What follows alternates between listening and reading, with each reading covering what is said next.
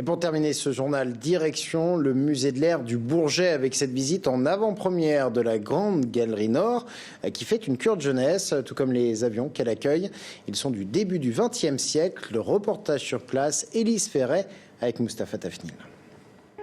S'élever dans les airs, en un seul regard, cela suffit pour réaliser le rêve de l'humanité tout entière. Décollage immédiat pour une exposition en devenir au musée du Bourget.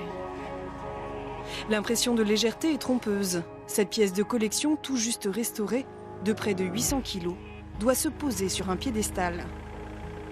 Atterrissage délicat. Tu peux vérifier si c'est bien tes repères? Les repères, ils sont là. C'est au premier que c'est proche. Ouais. Ouais, mais regarde, on est très haut. Non, on n'est pas tout à fait dans l'axe. Il faut le rebasculer, c'est-à-dire qu'il faut faire pivoter autour de ce point-là, vers ici. C'est vrai que ce sont des avions très fragiles, en bois, en toile, en bambou pour certains. Donc il faut faire très attention et puis évidemment essayer de ne pas les casser. Parce que ce qui va être important, c'est aussi le coup d'œil. On a envie de créer un petit peu de magie finalement dans ce musée. Du planeur, en passant par l'aéroplane, puis l'avion, ces machines nous embarquent pour un voyage historique.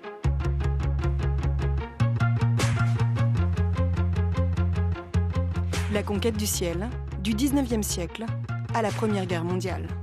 Le planeur réalise ce qu'on appelle à l'époque des glissades, c'est-à-dire des vols planés.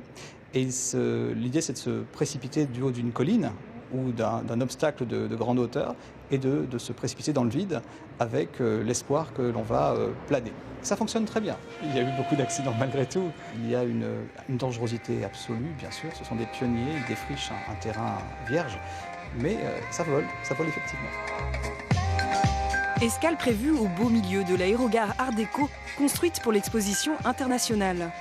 Le premier aéroport de Paris, inauguré au départ en 1937, est à l'arrivée totalement rénové.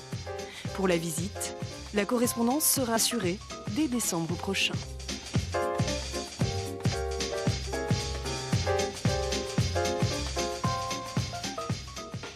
Et rendez-vous